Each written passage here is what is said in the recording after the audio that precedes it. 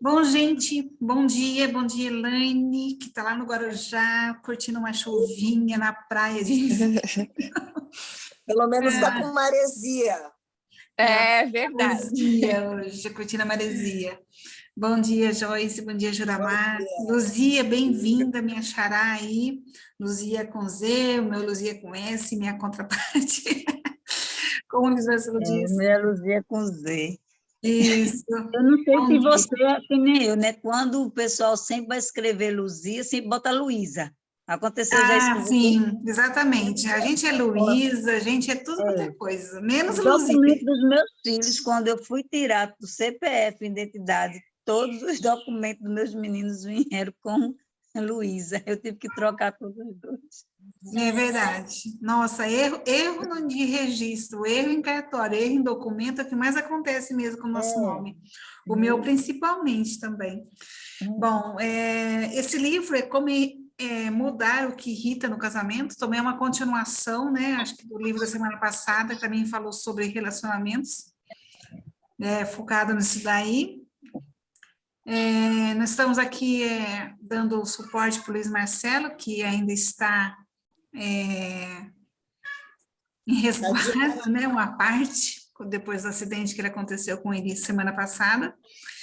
E nós estamos aqui dando aqui um apoio. Está faltando bastante está fazendo falta os comentários dele, que são bem pertinentes, né, na leitura do livro. Oi. Nós estamos aí. Lembrando que essa semana, né, nós temos aí 3 dias de mentoria gratuita aí na quarta, quinta e sexta, que é o Mistério Sabe que horas vai ser? Você sabe que horas vai ser? Às 19h59, horário oficial de Luiz Marcelo. Horário de Luiz Marcelo. Ainda, tá vendo, vai ser no Zoom, tá? Então estão todos convidados aí, Luzia, se você não está fazendo parte, participa, tá? Faz a inscrição. Vai ser bem bacana também, conhecer novos conhecimentos. Eu entrei no grupo que estava, aí eu faço o quê depois? Então, depois o link, as instruções serão enviadas lá, tá bom? Sei. Então, voltando aqui no livro, esse livro é bem curtinho, 69 páginas, então acho que vamos passar ele todo hoje, na velocidade acelerada mesmo, né, Elaine? E assim matamos esse livro hoje, vamos tentar aí. Aí, a partir de amanhã, coloca outro. Escolhemos um outro. Bora ler 2 livros essa semana. Isso aí. Ficar decisão com a sugestão aí, vocês do Juramar ou outras sugestões, o que vocês acham? Aí a gente vai analisando aí. E eu hoje estou bem na correria, porque estou indo para São Paulo também, Jundiaí, depois São Paulo. Eu quero só ver se vocês vão marcar da gente se encontrar, hein? Então, acho que não vai dar, porque ele está no Guarujá, e na quinta-feira eu volto. E eu não acho que dessa vez não vai dar, né? Vocês são todos de São Paulo, não dá. Então, eu volto na quinta-feira à tarde, né? Final da tarde. Mas daí de São Paulo eu ainda vou para Campinas, de Campinas volto para cá. No itinerário. Vocês todas moram em São Paulo? Eu moro no interior de São Paulo. Eu também, eu moro em Sorocaba, interior de São Paulo. Mas todo do estado de São Paulo. Não, Isso. Juramar é do norte. Juramar está Eu moro em Teresina. Seja bem-vinda, viu? E eu sou de Pernambuco. Luzia com Z. Luzia com Z. Bom, de Pernambuco, olha só. Nordestinos agora. Dois representantes do Nordeste. Isso aí, vocês dois. Luzia... Você é de onde? Você é de onde em Pernambuco? Mesmo de Olha, Recife? eu moro numa cidadezinha chamada Lagoa de Itaenga. Você já ouviu falar dela? Não, é que eu andei em João Pessoa e fui passando por muitas cidades, mas eu não sei nem se a gente passou por alguma cidade pernambucana. Nós passamos em cidades paraibanas. Vai para João Pessoa. Aí eu não sei se aquela cidade que tem a feira de Caruaru já é Pernambuco, pronto, né? é ficar distante do meu município. Certo. Prazer, seja Joia, bem-vindo. mas sejam bem-vindos, tá? Você fique fixa aí sempre, acompanhando a gente na leitura. Porque, assim, porque essa semana eu estou de férias, aí por isso que eu estou acompanhando, mas como eu trabalho de manhã, esses horários sempre não estão disponíveis. Depois Mas você vê eu a vou gravação enviando. também, tem a gravação que eu disponibilizo lá no grupo, a gente grava e nós colocamos lá, tá bom? Eu não vou parar o livro, vou ficar ao final, daí no final vocês colocam os comentários que analisaram do livro, beleza? Beijo, bora lá, Eita. até mais. Vou compartilhar aqui. Qualquer coisinha também que vocês queiram parar, vocês me dão um alô aqui, Solange, um comentário, alguma coisa que vocês comentem comigo, tá bom? Para no meio mesmo, não tem problema não. Velocidade. Introdução. Depois de 30 anos aconselhando casais, cheguei a uma conclusão indubitável. Todas as pessoas casadas gostariam de ver mudanças no cônjuge. Por vezes, em vez de expresso, esse desejo é refinado e aprofundado em devaneios. O marido sonha acordado com uma esposa que fez as mudanças por ele desejadas e delicia-se com o produto de sua imaginação. A esposa, por sua vez, sonha com um marido que tome a iniciativa de colocar o lixo para fora. Esses devaneios alimentados em segredo sobre o cônjuge perfeito tornam-se barreiras para a intimidade no mundo real. No outro extremo, encontramos maridos ou esposas que não se acanham em exigir mudanças, escolhendo quase sempre os momentos de raiva para expressar seu desejo. A linguagem ríspida e o comportamento agressivo revelam quanto gostariam que seu cônjuge fosse diferente. Uma esposa contou sobre uma ocasião em que o marido a empurrou contra a parede, e quando ela se queixou, respondeu: "Quando você começar a agir como esposa, eu a tratarei como tal. Até lá, vai ter o que merece." Zen. Dúvida por trás das palavras, começar a agir como esposa. Havia uma série de expectativas específicas de mudança de comportamento da mulher. A esposa que grita: "Eu não aguento mais arrumar sua bagunça. Faça o favor de virar gente grande", está revelando sua expectativa de mudança. Entre o extremo do silêncio e o das exigências grosseiras, milhares de casais vivem com expectativas malogradas. Se ao menos o marido ou a esposa mudasse, a vida seria tão diferente. Algumas vezes procuram expressar seu desejo, em outras, simplesmente desistem e deixam a frustração tomar conta. Qual é o problema? Como é possível o desejo de ver mudanças no cônjuge ser tão universal, e ao mesmo tempo, a realidade dessas mudanças ser tão rara? Creio que a resposta pode ser encontrada em 3 fatores. 1. Começamos da maneira errada. 2. Não entendemos o poder do amor. 3. Não sabemos comunicar de forma eficaz o desejo de ver mudanças no cônjuge. Este livro responderá à pergunta: como conseguir que meu cônjuge mude sem manipulação? Nas próximas páginas, desejo mostrar o ponto de partida correto, algumas maneiras de usar o poder do amor, e como desenvolver a habilidade necessária para pedir mudanças. Sei que você é uma pessoa ocupada, por isso, procurei escrever um livro conciso e objetivo. Apesar da concisão, é um livro eficaz e tem o potencial de realizar as mudanças tão desejadas em seu cônjuge. Não será fácil aplicar os princípios que vou ensinar, mas, se você o fizer, terá ótimos resultados. Em minha experiência como conselheiro, nunca conheci alguém que tivesse se esforçado para aplicar esses princípios, sem ver mudanças consideráveis no comportamento do cônjuge. Este livro é dividido em 3 sessões correspondentes às questões fundamentais já mencionadas. Vou conversar com você como se estivéssemos em meu consultório de aconselhamento e compartilhar o que tenho compartilhado com centenas de casais ao longo de minha experiência. Se você estiver pronto, podemos começar. 1. Começando da maneira certa. As pessoas que desejam ver mudanças no cônjuge sempre começam da maneira errada. Um jovem chamado Robert é um exemplo clássico. Mal entrou em meu consultório e foi logo me dizendo que a esposa, Sheila, havia se recusado a acompanhá-lo. "O que está acontecendo?" Perguntei. "Em primeiro lugar, minha esposa é terrivelmente desorganizada. Ela passa metade do dia procurando a chave do carro. Nunca sabe onde encontrar suas coisas, porque não se lembra onde as deixou. Não é um caso de Alzheimer, ela só tem 35 anos. E um problema de desorganização. Já tentei ajudá-la, mas ela não aceita nenhuma sugestão minha. Diz que estou querendo controlá-la. Mas não é isso. Só quero facilitar a vida dela. Se ela se organizasse melhor, com certeza minha vida também seria mais fácil. Perco um bocado de tempo ajudando-a a procurar coisas que ela perdeu." Fiz algumas anotações enquanto Robert falava, e quando ele terminou perguntei: "Alguma outra área problemática?"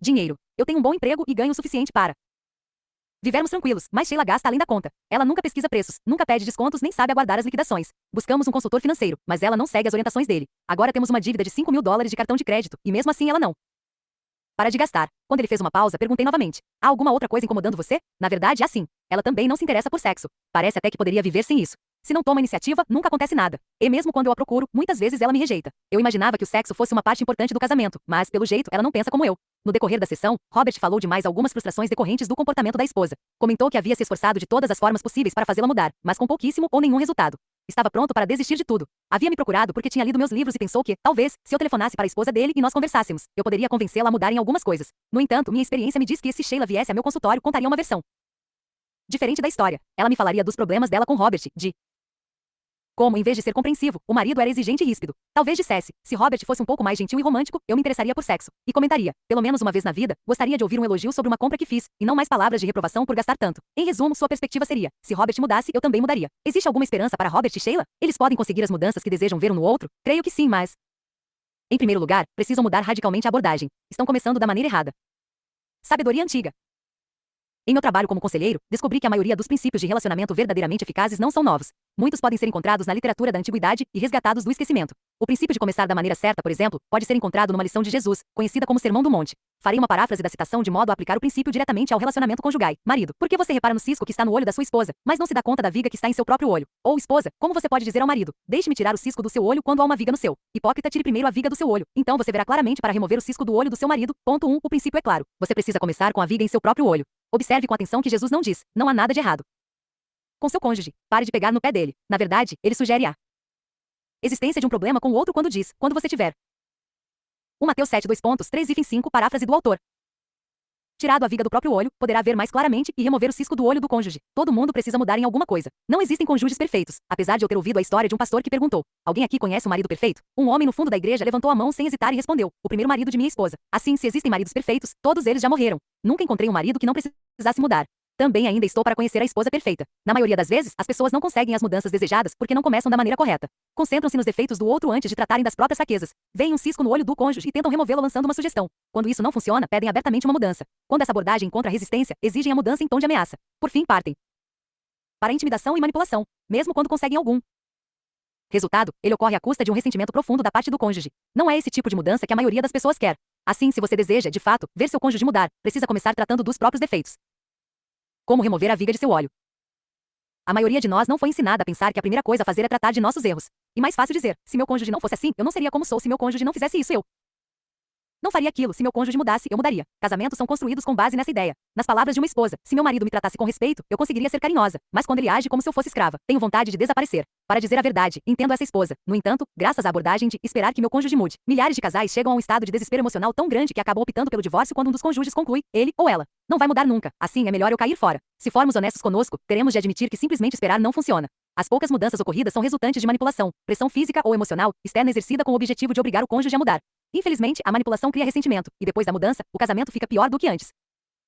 Se você está passando por isso, como eu passei nos primeiros anos de meu casamento, espero que esteja aberto para outra abordagem, uma forma eficaz de lidar com a situação sem gerar ressentimento. Não será fácil aprender a lidar primeiro com os próprios erros. Se eu lhe desse uma folha de papel, como costumo fazer com as pessoas que me procuram para aconselhamento, e 15 minutos para anotar as mudanças que gostaria de ver em seu cônjuge, provavelmente a lista seria longa. No entanto, se eu lhe desse outra folha de papel, e mais 15 minutos para fazer uma lista dos próprios defeitos, aquilo que você precisa mudar na maneira de tratar seu cônjuge, sua lista provavelmente seria curta. As listas típicas dos maridos relacionam 20 coisas erradas com a esposa e apenas 4 com eles mesmos. As listas das esposas não são muito diferentes. Uma esposa mostrou-me uma lista com 17 itens de que não gostava no marido e uma folha em branco para as próprias deficiências e comentou: pode parecer absurdo, mas não consigo pensar em nada que eu esteja fazendo de errado. Fiquei sem palavras. Nunca havia visto uma mulher perfeita. Pensei em chamar minha secretária e pedir para ela trazer a máquina fotográfica e tirar uma foto daquela senhora. Depois de uns 30 segundos de silêncio, ela falou: eu sei o que ele diria. O quê? Perguntei. Ele diria que preciso mudar na área sexual. Fora isso, não consigo me lembrar de mais nada. Fiquei calado, mas pensei comigo mesmo: a senhora pode achar pouco, mas já é uma questão séria. Não é fácil tirar a viga do próprio olho, mas deixe-me sugerir 3 passos que o ajudarão a fazê-lo. Primeiro passo: peça ajuda externa. A maioria das pessoas não consegue identificar os próprios erros sem ajuda externa. Estamos tão acostumados com o nosso modo de pensar e agir que não somos capazes de reconhecer quando ele é disfuncional ou negativo. Eis algumas formas de identificar a viga em seu olho. Converse com Deus. Para alguns pode parecer estranho, mas se você deseja entender melhor seu problema, sugiro que peça o conselho de Deus. Você pode orar assim: Deus, o que há de errado comigo? Onde tenho falhado com meu cônjuge? Que palavras ou atitudes têm sido nocivas? Em que tenho me omitido? Por favor, mostre-me minhas fraquezas. Orações simples como essa têm sido feitas e respondidas há milhares de anos. Veja esta oração dos Salmos, escrita por volta de 1000 a.C. por Davi, o segundo rei de Israel. Sonda-me, ó Deus, e conhece o meu coração. Prova-me, e conhece as minhas inquietações. Vê se em minha conduta algo te ofende, e dirige-me pelo caminho eterno. Ponto 2. Quando orarmos desse modo, Deus certamente responderá. Se você está pronto, dedique 15 minutos para pedir a Deus que mostre suas fraquezas no casamento, e em seguida faça uma lista daquilo que lhe vier à mente. Eis as listas anotadas por um casal depois de fazer essa oração. Sugiro que você faça a própria lista antes de ler estes exemplos.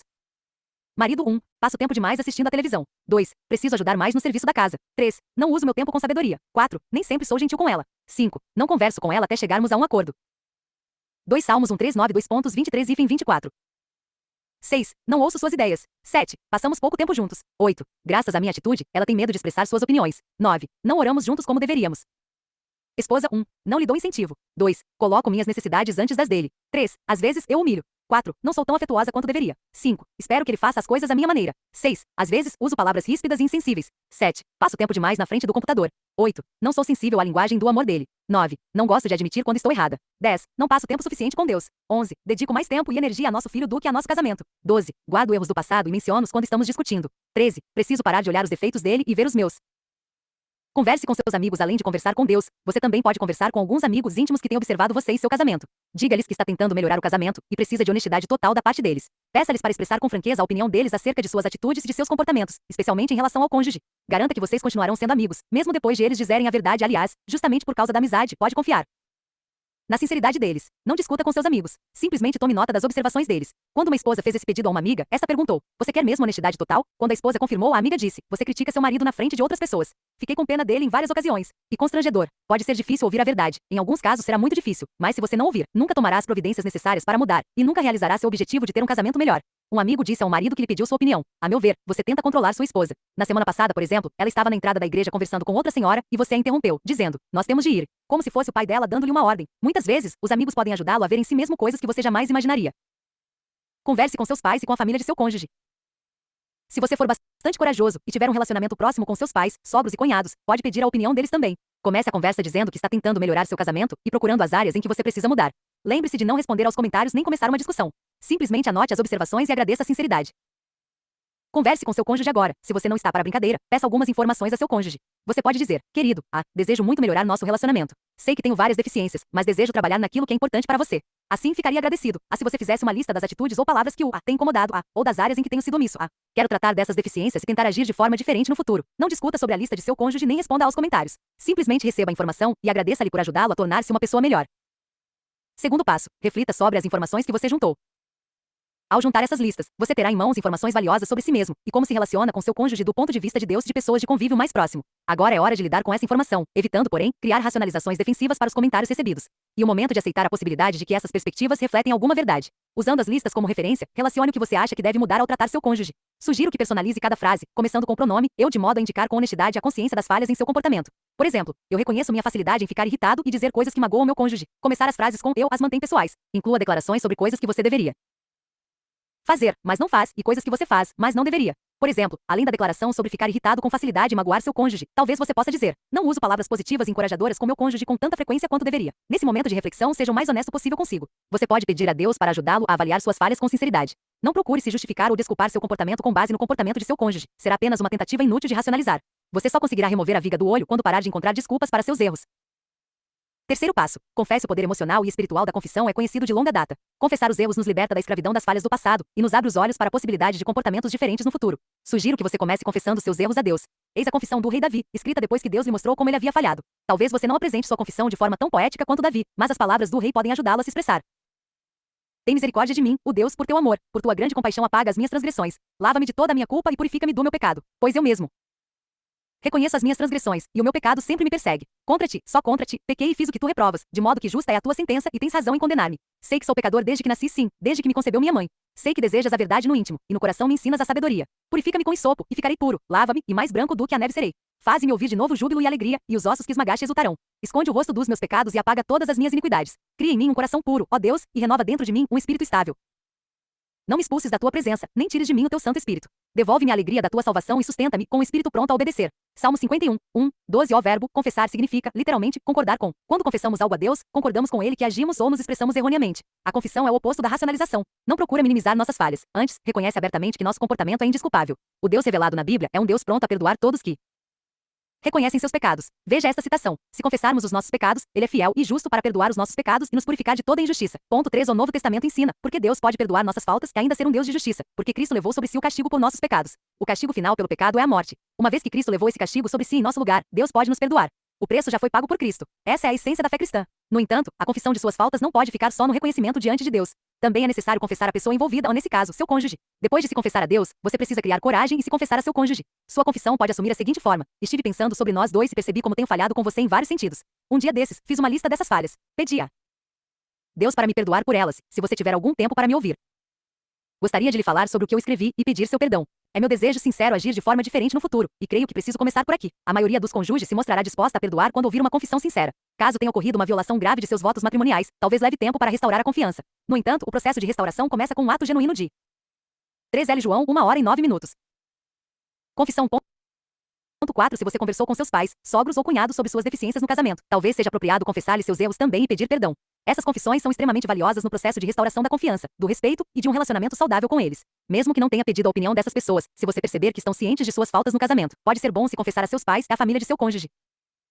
Perguntas comuns sobre a maneira certa de começar. Depois de ler essas ideias sobre a maneira certa de começar, talvez você tenha algumas dúvidas. Ao apresentar esse conceito em palestras sobre casamento, algumas perguntas são feitas com maior frequência. Por exemplo, depois de um seminário, uma esposa comentou: eu entendo o princípio. Sei que preciso tirar a viga de meu próprio olho, mas você não conhece minha situação. E se o problema estiver, de fato, com meu cônjuge? Pensei por alguns momentos e respondi: suponhamos que 95% do problema esteja com ele, restando apenas 5% de imperfeição de sua parte. Estou sugerindo que, se você deseja melhorar seu casamento e se quer ver mudanças em seu marido.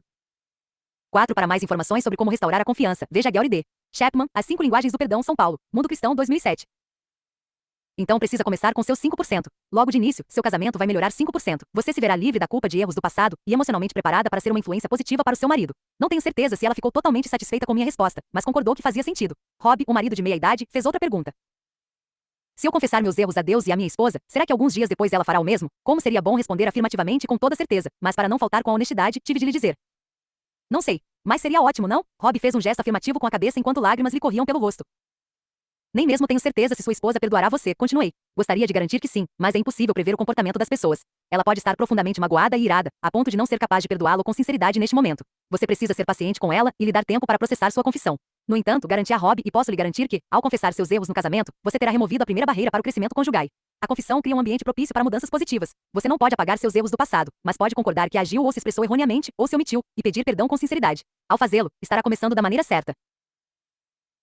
Mas e se ela não me perdoar? Rob perguntou que esperança tenho de ver as coisas mudarem. Lembrei-o de que confessar os erros do passado é apenas o primeiro passo na busca de mudanças. A reação imediata de seu cônjuge talvez não seja definitiva. Uma mulher que no primeiro momento disse ao marido: não sei se poderei perdoá-lo. Aconteceram coisas demais e estou profundamente magoada. Declarou 3 meses depois: não pensei que seria capaz de perdoá-lo, mas quero lhe dizer que estou deixando o passado para trás e perdoo você. O desenrolar dos acontecimentos depois da confissão terá um impacto sobre a reação de seu cônjuge, tornando-o mais propenso a perdoar você ou não. Mas trataremos desse assunto no capítulo 2. O processo descrito neste primeiro capítulo levará algum tempo. Dificilmente você concluirá a fase de confissão em menos de um mês. No entanto, gostaria que continuasse a ler o livro a fim de saber para onde está caminhando. Posso lhe garantir que no final lhe mostrarei a chave para ver mudanças em seu cônjuge sem usar de manipulação. Feita a confissão, você terá realizado o primeiro passo para criar um ambiente propício ao pedido de mudanças de seu cônjuge. Estava falando sério no início quando afirmei que o caminho para as mudanças não é fácil. Sem dúvida, a confissão dos erros a Deus e ao cônjuge é um grande feito. Poucas coisas são mais importantes do que a confissão para manter a saúde mental e conjugal.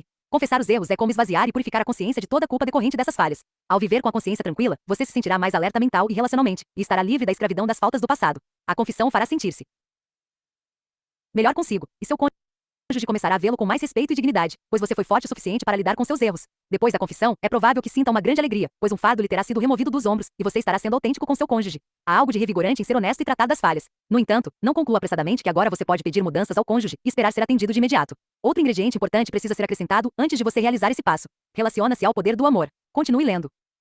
Entrando em ação. No passado, como você lidou com suas falhas no casamento? Culpei meu cônjuge. Neguei-as. Reconheci-as, mas me recusei a mudar. Disse: vou mudar quando você mudar. Confessei meus erros e pedi perdão. Outro. 2. Se você desejar, diga a Deus: sei que não sou perfeito, mas em quais pontos tenho falhado em meu casamento? Faça uma lista do que lhe vier à mente. 3. Se você estiver disposto a procurar ajuda externa, anote a data em que pediu a opinião de Deus, amigos íntimos, pais, família do cônjuge. 4. Reconhecer suas falhas e pedir perdão pode ser difícil, especialmente quando se está convencido de que 95% do problema estão com o cônjuge. Ainda assim, você está disposto a começar da maneira certa e ver o que acontece? Em caso afirmativo, anote as datas em que você fez sua lista e confessou seus erros verbalmente a seu cônjuge. 2. O poder do amor. É bem provável que sua vontade de mudar o cônjuge esteja relacionada a um desejo de suprir alguma necessidade em sua vida. Os seres humanos são egocêntricos por natureza. Acreditamos ser o centro do universo. Grande parte de nossos comportamentos é motivada pela busca de suprir as próprias necessidades. Robert desejava que Sheila fosse mais organizada para ela não precisar perder tanto tempo procurando as coisas, mas admitiu que se sentia também motivado a não ter de perder seu tempo ajudando-a. Queria que ela se interessasse mais por sexo, porque as necessidades dele não estavam sendo supridas. Desejava que ela gastasse menos dinheiro para ele se sentir mais adequado como provedor e para poderem ficar dentro do orçamento. No entanto, Sheila desejava receber palavras de afirmação de Robert para fortalecer sua autoestima. As palavras de condenação do marido tinham um impacto profundo em seu autorrespeito. É natural e saudável preocupar-se com o próprio bem-estar. Na verdade, se não nos alimentássemos, não dormíssemos nem nos exercitássemos corretamente, não poderíamos viver. Temos a responsabilidade de encontrar maneiras de prover nossas necessidades físicas e emocionais. Ao mesmo tempo, fomos criados para nos relacionar. Aqueles que vivem isolados em sua concha nunca desenvolvem plenamente seu potencial na sociedade. Os relacionamentos nos chamam a sair da concha. No entanto, não teremos bons relacionamentos se buscarmos apenas suprir as próprias necessidades. Os relacionamentos bem-sucedidos requerem interesse no bem-estar do outro. Pegamos o desejo natural de suprir nossas necessidades e o voltamos para fora, para o outro, nos esforçando da mesma forma para suprir as necessidades dele. A palavra usada para descrever essa atitude centrada no outro é amor. Nesse sentido, é verdade que o amor faz o mundo girar. 5. Sem amor, a sociedade não teria como continuar. Na relação do casamento, não há nada mais importante do que o amor. Onde há amor, as mudanças são inevitáveis. Sem amor, as mudanças positivas são muito raras. Pense na fase em que você e seu cônjuge estavam apaixonados. Vocês não estavam dispostos a fazer qualquer coisa por amor, escalar a mais alta montanha, nadar no mais profundo mar, parar de fumar, aprender a dançar. Qualquer desejo que o outro expressasse, você estava disposto a tentar. Por que essa abertura tão grande para mudanças? Talvez porque sua necessidade emocional de ser amado estava sendo plenamente suprida. Não há dúvidas, o amor gera amor. 5 Lee Jones, Love Makes the World Go Round, 1958. Porém, com o passar do tempo, a obsessão emocional mútua deu lugar à natureza egocêntrica de cada um. Você e seu cônjuge começaram a se concentrar em suprir as próprias necessidades. Por ironia, essa mudança de foco resulta em insatisfação de ambas as partes. A vida egocêntrica é caracterizada por decepção e mágoa, que produzem raiva, ressentimento e amargura.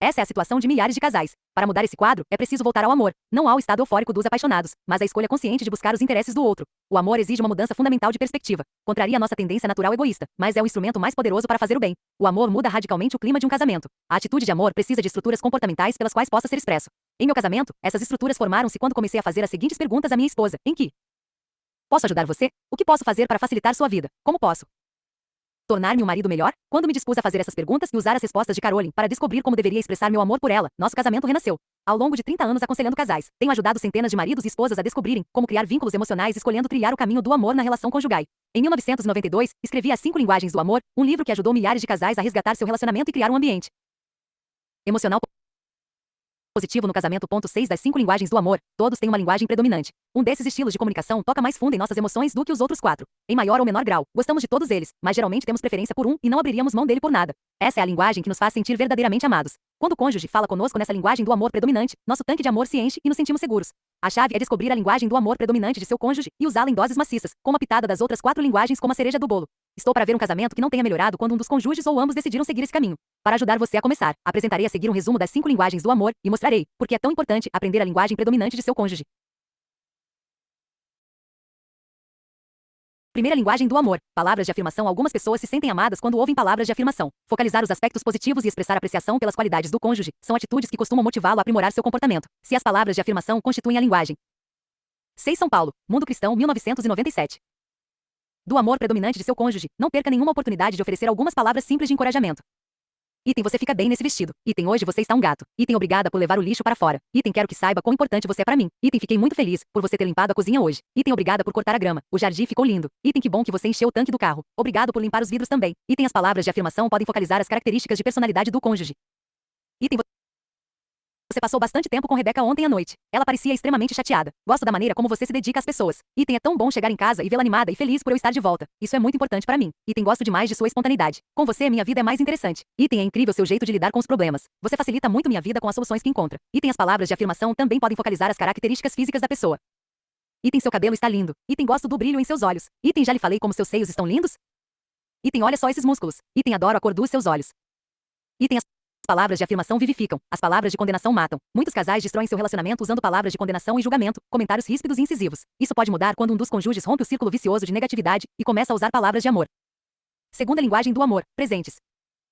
Sou formado em antropologia, o estudo das culturas. Até hoje, ninguém encontrou uma cultura em que presentear não seja uma expressão de amor. Um presente diz: essa pessoa estava pensando em mim. Olha o que ela comprou para mim. Os presentes são provas físicas e visíveis de consideração e carinho. O presente não precisa ser caro. Afinal, o que vale é a intenção, certo? A intenção é de fato importante, mas o que faz toda a diferença é sua transformação em gesto concreto. A maioria de nós poderia aprender muito observando nossos filhos. Eles são mestres na arte de presentear, e na maioria das vezes, isso não lhes custa um centavo. Fazem tortas de morango imaginárias e nos convidam para comer um pedaço. Criam carrinhos com rolos de papelão e botões e nos dão de presente. Correm para nós com uma flor na mão e entregam-na dizendo: peguei para você. Em que momento, a caminho da vida adulta, perdemos esse espírito de presentear? Qualquer pessoa pode aprender a presentear. Lembre-se de que presentear e receber presentes é uma linguagem fundamental do amor, e tome a decisão de usar essa linguagem com seu cônjuge. O importante não é o preço do presente, mas a consideração que ele demonstra. Use pedaços de papel colorido que encontrar em sua escrivaninha para fazer um cartão para sua esposa. Escreva palavras de afirmação no cartão e entregue-o no dia dos namorados ou melhor ainda, num dia qualquer. Claro que nem todos os presentes vão sair de graça. Preste atenção nos comentários de seu cônjuge e anote o que ele deseja ganhar. Espere umas 3 semanas e então, surpreenda-o depois do jantar com o presente desejado.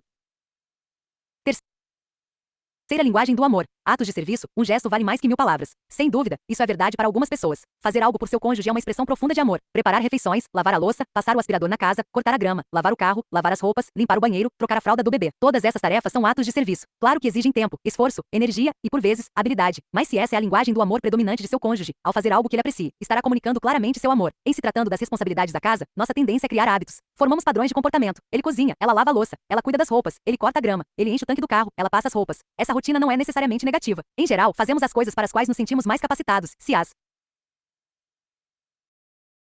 Fazemos com uma atitude positiva, visando ao bem mútuo. Estamos falando a linguagem do amor. Se as tarefas e responsabilidades já estão bem organizadas em sua casa, você pode acentuar a expressão de amor por seu cônjuge fazendo algo fora de sua lista. Lembre-se, porém, de que seu cônjuge talvez não entenda ou não aprecie inteiramente seu esforço, como ilustra o seguinte diálogo: querida, você gostaria que eu limpasse os banheiros hoje à noite? Você está querendo dizer que eu não estou limpando direito? Claro que não. Só pensei que seria bom eu fazer alguma coisa para ajudar você. Esteja preparado para reações iniciais pouco entusiasmadas. Talvez seu cônjuge leve algum tempo para entender que você está sendo sincero. No entanto, ao completar a tarefa, provavelmente ouvirá algumas palavras de afirmação. Quarta linguagem do amor: tempo de qualidade. Dedicar tempo de qualidade ao cônjuge não é apenas estar no mesmo cômodo ou na mesma casa que ele, e prestar atenção total ao marido ou à esposa, e sentar-se no sofá com a televisão desligada e conversar, e fazer uma caminhada, só vocês dois. É sair para comer, olhar um para o outro, falar e ouvir. Você já observou como é fácil ver num restaurante quem são os namorados e quem são os casados? Os namorados olham um para o outro e conversam. Os casados comem em silêncio. Para os namorados, o jantar é tempo de qualidade. Para os casados, é uma forma de suprir uma necessidade física. Por que não transformar as horas de refeição em expressões de amor, dedicando toda a atenção um ao outro, falando e ouvindo? Comece falando dos acontecimentos do dia, mas não se limite a isso. Converse sobre coisas que estão preocupando seu cônjuge ou planos para o futuro. Ao perceber que estamos interessados em suas ideias, em seus sentimentos, o cônjuge não apenas falará com maior liberdade, mas também se sentirá amado. Se você deseja surpreender seu cônjuge com uma expressão dessa linguagem do amor, da próxima vez que ele entrar na sala, enquanto você estiver assistindo a televisão, desligue o som do aparelho, dirija-lhe toda a sua atenção, e se ele começar a falar, desligue a televisão e conversem. Se ele sair da sala sem dizer nada, você pode voltar a assistir a seu programa, mas lembre-se de que o simples ato de colocar-se à disposição do outro para dedicar tempo é mais importante do que qualquer programa de televisão. O tempo de qualidade é uma linguagem do amor poderosa. Quinta linguagem do amor: toque físico. Não é de hoje que se conhece o poder do toque físico. De acordo com várias pesquisas, bebês tocados com afeto são emocionalmente mais saudáveis do que os bebês privados desse toque. O mesmo se aplica aos adultos. Se você já andou pelos corredores de um lar de idosos, deve ter visto pessoas estenderem a mão, ansiando ser tocadas. Um aperto de mão, um abraço, um tapinha nas costas enchem o tanque de amor de muitas pessoas solitárias. No casamento, o toque físico é uma das linguagens fundamentais do amor. Segurar a mão do outro enquanto você agradece por uma refeição. Colocar a mão no ombro do cônjuge enquanto vocês assistem à televisão, abraçarem-se quando se encontram, ter relações sexuais, beijar, seja um selinho, ou um beijo apaixonado, qualquer toque, desde que seja afetuoso, é uma expressão profunda de amor. Lembro-me de que uma mulher comentou comigo: a coisa mais importante que meu marido faz é me beijar no rosto todos os dias quando volta do trabalho. Não importa se o dia dele foi horrível ou o meu. Quando ele me dá um beijo antes de assistir à televisão ou abrir a geladeira, tudo parece melhorar. Um homem que participou de um de meus seminários disse: nunca saio de casa sem receber um abraço de minha esposa. Ela sempre toma a iniciativa. Quando volto, a primeira coisa que ela faz é me abraçar. Alguns dias, esses abraços são a única coisa boa que acontece, mas são o suficiente para me dar ânimo. Descubra sua linguagem do amor predominante e pergunte-se qual é sua queixa mais frequente quanto ao cônjuge. As queixas revelam sua linguagem do amor. Se você costuma se queixar para seu cônjuge: nunca passamos tempo juntos e mal nos vemos, está dizendo que sua linguagem do amor é o tempo de qualidade. Se seu cônjuge volta de viagem e você pergunta: não trouxe nada para mim, está revelando que sua linguagem é a dos presentes. Se você diz a seu cônjuge: você nunca faz um carinho, eu sempre tenho de tomar a iniciativa, está mostrando que sua linguagem do amor é o toque físico. Se costuma dizer: nunca faço nada direito, está revelando que sua linguagem é a das palavras de afirmação. E se você diz: você nunca me ajuda em casa, sobra tudo para mim, se você me amasse, faria alguma coisa. Sua linguagem do amor predominante é a dos atos de serviço. Se você não tem motivos para se queixar, isso significa que seu cônjuge está falando sua linguagem do amor, mesmo que você não saiba qual é. Como descobrir a linguagem do amor predominante do cônjuge? Preste atenção nas queixas dele. Quando nosso cônjuge reclama de alguma coisa, costumamos assumir uma atitude defensiva. Se o marido disser: "E tão difícil deixar a casa arrumada?", ela parece mais um chiqueiro. A esposa provavelmente responderá com uma rajada de palavras enfurecidas ou desatará a chorar. No entanto, o marido está lhe fornecendo uma informação valiosa sobre a linguagem do amor predominante dele, os atos de serviço. Ouça as queixas de seu cônjuge e você descobrirá o que o faz sentir-se amado. A chave para criar um ambiente emocional positivo no casamento é aprender a falar a linguagem do amor predominante um do outro e usá-la regularmente. A linguagem do amor de minha esposa é a dos atos de serviço. Por isso, passo aspirador na casa, lavo louça, limpo as persianas e dobro as roupas. Não sou uma pessoa ativa por natureza, prefiro falar ou ouvir. Mas sei que para minha esposa, esses atos valem mais do que muitas palavras. Outro dia, ela me disse de passagem: "As persianas estão empoeiradas." Entendi a mensagem. 2 dias depois, às 6 da manhã, antes de realizar um seminário sobre casamento, eu estava na sala de jantar limpando as persianas quando Caroline apareceu e perguntou: "O que está fazendo?" "Benzinho, estou fazendo amor", disse. E ela respondeu: "Você é o melhor marido do mundo." Minha linguagem do amor predominante são as palavras de afirmação. Caroline encheu meu tanque de amor enquanto enchi o dela. Levei cerca de meia hora para limpar as persianas na sexta-feira de manhã, um custo pequeno, tendo em vista o benefício de viver com uma mulher feliz. O comentário dela levou menos de 6 segundos, mas, para mim, aquelas palavras de afirmação foram mais preciosas do que 1000 presentes. De tempos em tempos, alguém se queixa para mim: "Mas e se a linguagem do amor de meu cônjuge for algo difícil, que não consigo fazer espontaneamente?" E daí? Sempre respondo: aprender a falar outra linguagem pode não ser fácil, mas vale o esforço. Para ser franco, passar aspirador, lavar louça e limpar persianas não é algo que me ocorre espontaneamente, mas aprendi a falar a linguagem do amor de Caroline, porque considero importante suprir as necessidades emocionais dela. Então, por onde começar? Sugiro que comece onde você está. Se você cresceu numa família que não gostava de abraçar e beijar e casou-se com uma pessoa cuja linguagem do amor é o toque físico, comece tocando o próprio corpo. Coloque uma das mãos sobre a outra, encoste-a no cotovelo ou no ombro. Toque o joelho ou dê um tapinha na coxa. Quando você se sentir à vontade tocando o próprio corpo, imagine-se colocando o braço na cintura de seu cônjuge por 3 segundos ou passando-lhe a mão nas costas. Treine sozinho e imagine-se fazendo esses gestos com naturalidade. Então, um dia, junte toda a sua coragem, aproxime-se de seu cônjuge, passe as mãos nas costas dele e veja como ele reagirá. Talvez fique Surpreso, mas você terá realizado um passo para dominar a linguagem do amor dele. Da próxima vez e das outras seguintes, será ainda mais fácil. Se a linguagem do amor do cônjuge é a das palavras de afirmação e você não é uma pessoa que se expressa bem verbalmente, pegue um caderno e comece a escrever frases positivas sobre seu cônjuge. Se não conseguir pensar em nada, preste atenção no que outras pessoas dizem e imite-as. Leia revistas e livros e anote as expressões de amor que achar interessantes. Em seguida, leia essas frases em voz alta na frente do espelho. Repita-as até se sentir à vontade. Quando estiver pronto, escolha uma das frases, aproxime-se de seu cônjuge e use as palavras selecionadas. Você terá quebrado a barreira do som e tornado cada vez mais fácil falar essa linguagem. Da quarta ou quinta vez, começará a se sentir mais à vontade para olhar seu cônjuge nos olhos enquanto diz as palavras de afirmação. Se você tomar a decisão de se esforçar, aprenderá a falar a linguagem do amor predominante de seu cônjuge. Quando fizer, atenderá às necessidades emocionais mais profundas dele da maneira mais eficaz possível. Quando começar a falar a linguagem do amor predominante de seu cônjuge, poderá usar pitadas das outras 4 linguagens para tornar a relação ainda mais interessante. Talvez você esteja pensando, mas o que essa conversa toda sobre amor tem a ver com a chave para fazer meu cônjuge mudar? Que bom que você perguntou, pois se não entender a resposta para essa pergunta, dificilmente verá alguma mudança relevante em seu cônjuge. Todos nós temos necessidades emocionais básicas: segurança, significado, liberdade, valor e amor. Quando essas necessidades não são supridas, ficamos emocionalmente frustrados. Essa frustração pode manifestar-se na forma de depressão, ansiedade, ressentimento ou retraimento. Quando nos encontramos nesse estado de frustração emocional, quase nunca estamos abertos para as sugestões ou os pedidos de nosso cônjuge. Em geral, interpretamos esses pedidos como críticas. Explodimos, revidamos ou nos retraímos, mas dificilmente mudamos. Nossa necessidade emocional mais fundamental é nos sentirmos amados. Quando não nos sentimos amados, o mundo todo parece escuro. No entanto, quando nosso tanque de amor está cheio e nos sentimos verdadeiramente amados por nosso cônjuge, o mundo todo parece iluminado. A vida torna-se uma aventura e não queremos perder nenhuma emoção. Nesse estado mental positivo, nos abrimos para mudanças, especialmente quando elas são sugeridas pela pessoa que está enchendo nosso tanque de amor. Quando o tanque de amor de seu cônjuge estiver cheio, ele se mostrará muito mais aberto para as mudanças desejadas, especialmente se você for a pessoa que estiver enchendo esse tanque. Você terá criado um ambiente em que as mudanças são não apenas possíveis, mas prováveis. Será fácil aprender a linguagem do amor predominante de seu cônjuge? Provavelmente não, mas os resultados farão o esforço valer a pena. Quando conheci Brian e Joanne, eles estavam casados havia 33 anos, mas não foram 33 anos felizes. Na verdade, de acordo com Brian, os últimos 20 anos foram absolutamente terríveis. Vivemos na mesma casa e tentamos ser civilizados, mas não podemos chamar nosso convívio nessas 2 décadas de casamento.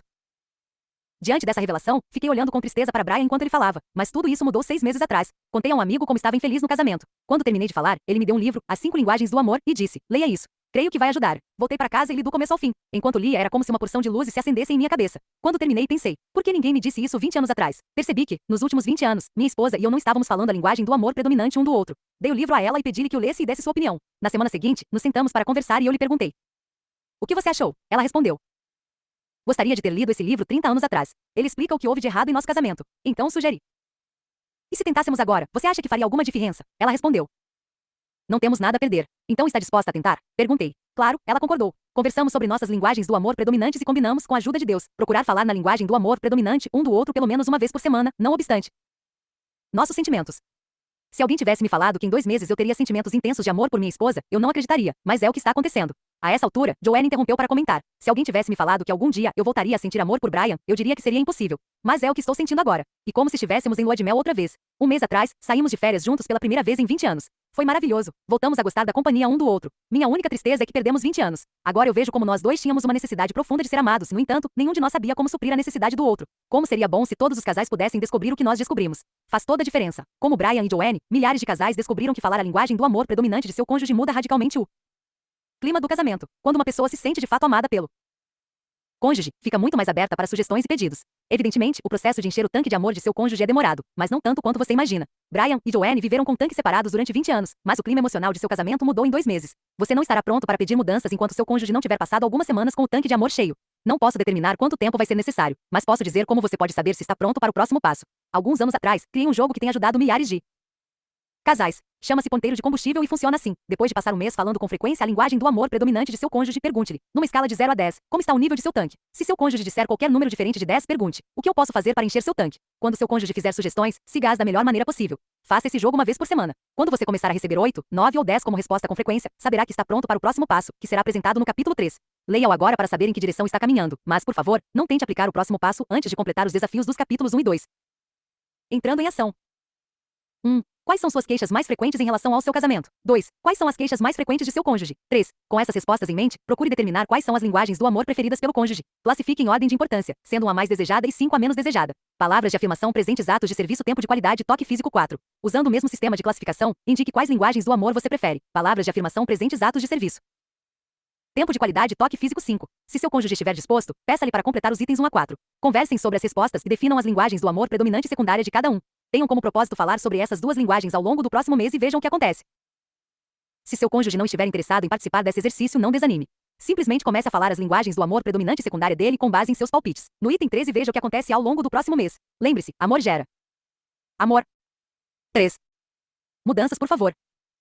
Como fazer meu cônjuge mudar? Suponho que, no fundo, era isso que você queria saber quando pegou este livro. Talvez você tenha pensado, sem manipulação? Estaria até disposto a manipular meu cônjuge se isso o fizesse mudar de verdade. Apesar de ser uma ideia compreensível, não creio que deseje colocá-la em prática. As mudanças resultantes de manipulação são sempre acompanhadas de ressentimento. O ressentimento afasta as pessoas, e não é isso que a maioria dos casais deseja para seu relacionamento. A manipulação reduz o casamento a uma negociação de contrato. Se você fizer isso, farei aquilo. As piores formas de manipulação não passam de uma tentativa por parte de um dos cônjuges de controlar o outro. Se você não fizer isso, talvez essa ameaça assuste o outro o suficiente para concordar em mudar, mas a mudança será externa e temporária. A verdadeira mudança vem de dentro, não de circunstâncias manipuladoras. Então, como você pode conseguir uma mudança verdadeira? Se você já leu e colocou em prática as sugestões dos 2 capítulos anteriores, está pronto para pedir mudanças ao cônjuge. O método que vou descrever a seguir só será eficaz se você tiver, de fato, tratado seus erros e estiver expressando a linguagem do amor predominante de seu cônjuge. Uma vez lançados os alicerces corretos para o relacionamento conjugal, as mudanças verdadeiras são possíveis. Primeiro, faça uma lista de algumas coisas que, a seu ver, poderiam ser diferentes em seu cônjuge.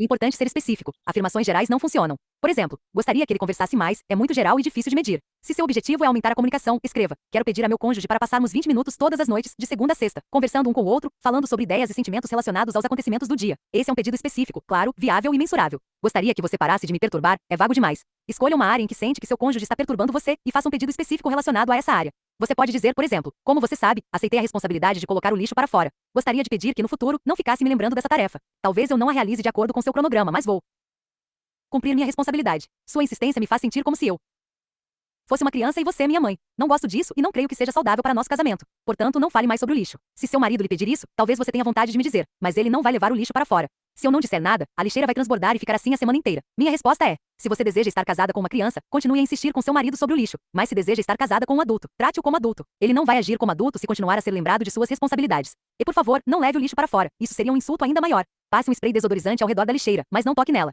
Você vai se surpreender com o resultado. Pois bem, agora que você pensou nos pedidos específicos, está preparado para aprender como expressá-los a seu cônjuge? A seguir, 3 sugestões para fazê-lo corretamente. Escolha um momento. Não exagere nas críticas e elogie antes de pedir. Escolha o momento ao se preparar para pedir uma mudança ao cônjuge. É extremamente importante escolher o lugar e a hora e ser sensível ao estado emocional dele. A melhor hora é depois de uma refeição e nunca antes. Quando estamos com fome, ficamos irritáveis e, portanto, temos dificuldade de aceitar sugestões. Você já notou como, numa viagem em família, quando todos estão com fome, é mais fácil surgir discussões? Percebeu como as crianças brigam entre si e você grita com elas? A fome e a irritabilidade andam juntas. Quando você está prestes a fazer algo tão importante quanto pedir uma mudança ao cônjuge, certifique-se de que ele está alimentado. O pedido também deve ser feito sempre em particular. Nunca peça nada na frente de outras pessoas. Ao pedir em público, você cria uma situação humilhante. Mesmo que disfarce seu pedido com humor, minha esposa cozinha um ovo que também serve de bola de tênis. As outras pessoas podem achar graça, mas sua esposa vai sentir a farpa. Não espere comer um ovo cozido no ponto tão cedo. É mais provável que você seja atingido por um ovo cru no dia seguinte. Comentários humilhantes só geram ressentimento e vingança. Se você deseja ser atendido, peça em particular. Eis como o marido fez um pedido bem-sucedido certa noite, depois do jantar. Querida, gosto muito que você prepare ovos cozidos para mim 3 vezes por semana. Adoro comer um ovo com a gema mole no café da manhã. Será que, às quartas-feiras, você pode preparar o ovo dessa forma? Olhei num livro de receitas e descobri que, para a gema ficar mole, você deve cozinhar o ovo 3 minutos depois que a água ferver.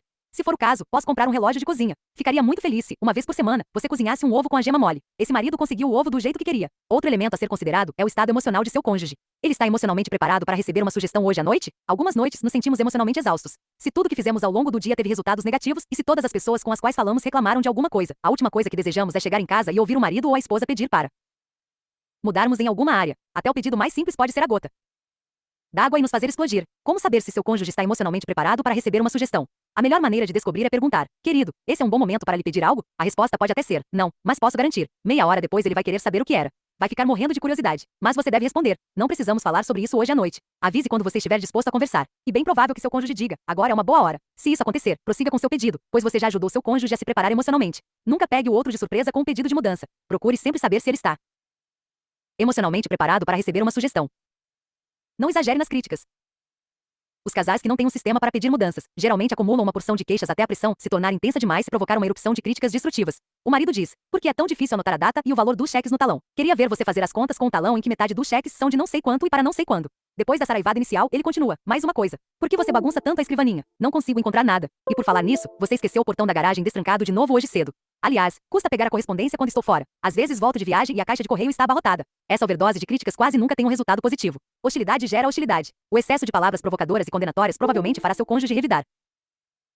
Pois fique sabendo que você também não é perfeito. Não posso contar com você para nada. Prometeu comprar um moletom de lembrança para mim na última viagem e se esqueceu de novo. Aliás, estou cansada de fazer tudo sozinha em casa. Você não levanta um dedo para me ajudar. Eu não sou sua escrava, entendeu? E não sei como tem a coragem de reclamar que esqueci o portão aberto se você nunca fecha as gavetas do armário. Esse tipo de conversa não produz nada construtivo. O marido atacou, a esposa revidou e cada um foi para seu canto magoado e defensivo. Nenhuma mudança para melhor pode ocorrer num ambiente como esse. Esse número exagerado de críticas destrói a motivação para mudar. Lembro-me de um marido que veio conversar comigo vários anos atrás e começou dizendo: não vim aqui para fazer aconselhamento. Vim para dizer que estou me separando de minha esposa. Queria que você soubesse por mim. Quando eu for embora, com certeza ela vai telefonar para você, pois ela o respeita. Estamos casados há 8 anos e não me lembro de um único dia em que ela não tenha me criticado. Ela critica meu penteado, meu jeito de andar, de falar, de vestir e de dirigir. Não gosta de nada em mim. Concluí que, se eu sou assim tão horrível, ela merece algo melhor. Mais tarde, no mesmo dia, a esposa telefonou para meu consultório. Conversei com ela sobre aquilo que o marido havia dito. Ela começou a chorar e disse: eu só estava tentando ajudá-lo. Tentando ajudá-lo? Ela acabou com ele. Ninguém tem estrutura emocional para lidar com uma overdose de críticas. Todos nós desejamos alguma mudança no cônjuge, mas o excesso de críticas não é o meio de consegui-la. Sugiro que você nunca faça mais de um pedido de mudança por semana. No total, são 52 pedidos por ano, e esse número deve ser mais do que suficiente. Algumas pessoas são emocionalmente frágeis demais para lidar até com um pedido por semana. Nesse caso, não faça mais do que um pedido a cada 2 ou 3 semanas. Quando você começar a desenvolver a arte de fazer pedidos, talvez seja interessante alternar as semanas com seu cônjuge. Numa semana você pode fazer uma sugestão, na semana seguinte é a vez do outro. Aliás, nas semanas de folga, sugiro que você convide seu cônjuge a compartilhar algum aspecto em que ele gostaria que você mudasse. Quando vocês estiverem em casa à noite, depois do jantar, você pode dizer: que tal se hoje você me pedir algo? Diga-me uma coisa que me tornaria um marido, uma esposa melhor. Como foi você quem iniciou a conversa? Seu estado emocional já é adequado. Resta apenas escolher o melhor lugar e hora para pedir ao cônjuge que lhe sugira algum aspecto em que você pode melhorar. Pessoalmente, consigo lidar com um pedido de minha esposa por semana, desde que seja feito depois de uma refeição, em particular, e quando eu estiver me sentindo emocionalmente estável. Desejo ser um marido melhor e posso me dedicar a uma coisa por semana. Mais do que isso, eu me sinto sobrecarregado. Se receber uma overdose de sugestões, provavelmente não farei mudança alguma. Talvez você tenha sido criado numa família excessivamente crítica. Seus pais lhe diziam todos os dias o que você estava fazendo de errado e o que precisava mudar. Raramente faziam um elogio, mas não faltavam reprovações. Agora que você é uma pessoa adulta e casada, talvez esteja exagerando nas críticas ao cônjuge sem perceber, pois esse é seu padrão de comportamento desde a infância. Pode ser interessante perguntar ao cônjuge: eu sou crítico demais? Se a resposta for sim, pode ser uma boa ideia você pedir perdão e explicar que não havia percebido. Depois de limpar a área, combine com seu cônjuge de se limitar a sugerir apenas uma mudança uma vez por semana, ou uma vez a cada 2 semanas. Evidentemente, seu cônjuge também poderá fazer sugestões. Para alguns casais, a seguinte técnica é bastante útil. Se um cônjuge fizer mais de um pedido na mesma semana, o outro simplesmente mostra 2 dedos e diz: meu bem, esse já é o segundo. Combinem de deixar o segundo pedido para a semana seguinte. Se você tiver uma porção de coisas que estão perturbando, anote-as. A cada semana, escolha uma. Aprender a limitar o número de pedidos aumenta a probabilidade de mudança. Quando a pessoa se vê sobrecarregada de críticas, a tendência é ressentir-se ou ficar com raiva, 2 emoções que não promovem mudanças. Quebrar o círculo vicioso de críticas excessivas pode salvar seu casamento. Elogie antes de pedir. Mary Poppins estava certa quando cantou: uma colherada de açúcar ajuda o remédio a descer. Ponto 7. Os elogios tornam o pedido de mudança mais palatável. Sugiro uma proporção de 3 para 1. Diga-me 3 coisas que você gosta em mim e um aspecto em que você gostaria de ver mudança. Digamos que nesta semana, minha esposa vai me pedir para, antes de sair do banheiro, tirar os fios de cabelo que ficaram no ralo do box. O cabelo no ralo incomoda Caroline, e esta semana é a vez de ela fazer um pedido. Antes de ela expressar o que deseja, ela diz: em primeiro lugar, fico feliz por você. 7. Richard M. Sherman e Robert B. Sherman, A Sopão Full of Sugar, trilha sonora do filme Mary Poppins. Guardar suas roupas. Ouvi outras esposas comentando como o marido deixa a roupa espalhada pela casa e elas precisam ir atrás juntando tudo como se ele fosse uma criança. Você sempre guardou suas roupas. Vai ver que sua mãe o ensinou a fazer isso. De qualquer modo, isso me deixa satisfeita. Em segundo lugar, gostaria de agradecer por você ter lavado o para-brisa de meu carro ontem. É muito bom quando você faz isso. E em terceiro lugar, saiba que gosto muito quando você passa aspirador na casa às quintas-feiras. Você não sabe como isso me ajuda. 1, 2, 3. Preparado? Fico doida com aqueles fios de cabelo no ralo. Posso me esforçar para não deixar cabelo no ralo. E provavelmente é isso que vou fazer. Por quê? Porque Caroline gosta de mim. Veja só, eu sou melhor do que alguns sujeitos, que não guardam as próprias roupas, e desejo ser um marido melhor. É muito raro encontrar um homem que não deseja ser um marido melhor. Tempos atrás, deparei com alguém assim. Ele me disse: minha esposa não merece coisa melhor. Talvez, mas a maioria dos homens gostaria de ser melhor. A meu ver, se um homem aceitar uma sugestão de sua esposa por semana e esforçar-se ao máximo para atendê-la, ficará surpreso em ver como terá se tornado um marido muito melhor em 3 meses. O mesmo vale para as esposas que se dispuserem a aceitar uma sugestão do marido a cada semana e procurarem melhorar. Na verdade, posso até fazer uma previsão. Se você colocar em prática esse plano para pedir mudanças, um dia, daqui a 4 ou 5 meses, quando disser para seu cônjuge: pode fazer sua sugestão da semana, ele vai responder: esta semana não tenho nada para pedir. Que maravilha! Que progresso! Desse ponto em diante, talvez seu cônjuge não tenha um pedido por semana. Aliás, talvez se passem várias semanas entre um pedido e outro. No entanto, você deve continuar a permitir ao outro a oportunidade de lhe pedir algo e dizer como pode se tornar um marido ou esposa melhor. Eis um ponto importante: quando você fizer um pedido e seu cônjuge se esforçar para atendê-lo, não se esqueça de notar e elogiar essa iniciativa. Sem elogios, os pedidos podem parecer queixas. Como o marido disse: eu me esforcei tanto para melhorar, e o que ela fez? Mais uma crítica. De vez em quando, seria bom ouvir que estou fazendo alguma coisa direito. Ao reconhecer os esforços do cônjuge para melhorar e ao elogiar suas características positivas, você o motivará a fazer outras mudanças. Pense nisso quando casamos. Descobrimos uma porção de coisas novas sobre a outra pessoa. Algumas delas nos irritam ao extremo. São a mosca na sopa da união conjugal. Talvez, depois de tomar banho, seu marido deixe a esponja encharcada no canto do boxe. Você entra no banheiro e se pergunta: quem ele pensa que vai pegar a esponja e colocar para secar? Ou talvez, as roupas de sua esposa não saibam chegar sozinhas aos cabides e os sapatos dela não conheçam o caminho até o guarda-roupa. Talvez o marido não consiga escovar os dentes sem deixar uma porção de pontinhos brancos no espelho. Quando a esposa troca o papel higiênico, sempre põe o rolo virado para o lado errado. O marido sempre deixa a tampa do vaso levantada. A esposa sempre espreme o tubo da pasta de dente no meio e não embaixo, como deveria. O marido me contou. Coloquei um aviso na pasta de dente. Aperte meu traseiro. Não funcionou. O que fazer sobre estas e milhares de outras coisinhas irritantes que vão aparecendo ao longo dos anos? Minha sugestão: uma vez por semana peça uma mudança. Se é algo que você está fazendo ou deixando de fazer e pode mudar, por que não? Rapazes, se sua esposa gosta das toalhas de banho dobradas em 3, quanto tempo leva para dobrar assim? 2 segundos. Um preço pequeno a pagar para fazer sua esposa feliz. Tudo bem que sua mãe não dobrava as toalhas desse jeito. Mas vocês não se casaram com a mãe. A meu ver, devemos mudar em todos os aspectos possíveis para agradar um ao outro. Se fizermos isso, tornaremos a vida mais fácil um para o outro e encontraremos harmonia no casamento. E quanto àquilo que o cônjuge não muda? Não seria justo eu deixar a impressão de que, se você seguir o plano deste livro, em 9 meses ou 1 ano, seu cônjuge atenderá a todos os seus pedidos. Na realidade, há certas coisas em que um cônjuge não pode ou não quer mudar. Deixe-me exemplificar com minha própria vida. Caroline e eu estávamos casados havia algum tempo quando percebi que ela sabia abrir gavetas, mas não sabia fechá-las. Sabia abrir as portas dos armários, mas também não sabia fechá-las. Aquela porção de gavetas e portas abertas me perturbava. Um dia, antes de aprender as coisas sobre as quais conversei até aqui, disse a ela: Caroline, quando terminar de fazer suas coisas na cozinha, será que você pode fechar as portas dos armários? Se eu não tomo cuidado, acabo batendo a cabeça numa delas. E será que você também pode fechar as gavetas do armário do banheiro? Quando entro lá, enrosco a calça no canto delas. A meu ver, foram pedidos simples. No dia seguinte, voltei do trabalho. Entrei em nosso pequeno apartamento e olhei na cozinha, as portas dos armários estavam abertas. Fui até o banheiro e as gavetas também estavam abertas. Não é fácil mudar um hábito, concluí. Vou esperar alguns dias. Esperei uns dias. Esperei uma semana inteira. Mas todos os dias daquela semana, verifiquei as portas e gavetas, e todos os dias elas estavam abertas. No final da semana pensei: talvez ela não tenha ouvido o que eu disse. Talvez não estivesse muito bem naquele dia e não tenha entendido. Na época, estava fazendo pós-graduação na área de pedagogia e resolvi usar um pouco de didática. Quando cheguei em casa, entrei no banheiro, esvaziei a gaveta de cima e chamei Caroline para fazer uma demonstração. Abri a gaveta e lhe mostrei como funcionava. Esta rodinha aqui se encaixa naquela canaleta. Funciona que é uma beleza. Você consegue fechar com um dedo, disse enquanto empurrava a gaveta para mostrar. Então, levei Caroline até a cozinha e disse: veja só, é só aproximar a porta o suficiente desse pequeno ímã, e ele fecha a porta para você. Naquele dia, tive certeza de que ela havia entendido. Quando você usa recursos visuais, torna a comunicação mais clara, não é? Posso ouvir uma porção de esposas me vaiando e com razão. Mas lembrem-se, eu era jovem e tolo. No dia seguinte, quando voltei do trabalho, olhei na cozinha e as portas dos armários estavam abertas. Entrei no banheiro e as gavetas estavam abertas. Mais uma vez, pensei: não é fácil mudar um hábito. Vou esperar mais alguns dias. Esperei uns dias. Esperei um mês. Mas todos os dias daquele mês, verifiquei as portas e gavetas, e todos os dias elas estavam abertas. No final do mês, passei um sermão em Caroline. Não entendo você. É uma mulher inteligente, fez faculdade. É uma pessoa profundamente espiritual e, no entanto, não consegue fechar uma gaveta. Como pode uma coisa dessas? O problema persistiu por 9 meses, durante os quais usei 2 abordagens. Durante mais ou menos um mês, não dizia nada a Caroline, mas por dentro continuava me perguntando: o que há de errado com essa mulher? No mês seguinte, eu lhe passava uma descompostura. Na verdade, não importava se eu reclamava com ela ou engolia minhas queixas. Ela não fechava as portas e gavetas. Depois de 9 meses de suplício, cheguei em casa uma noite e vi que nossa filha de 18 meses estava com pontos perto do canto de um dos olhos. O que aconteceu? Perguntei a Caroline. Para minha surpresa, ela disse a verdade.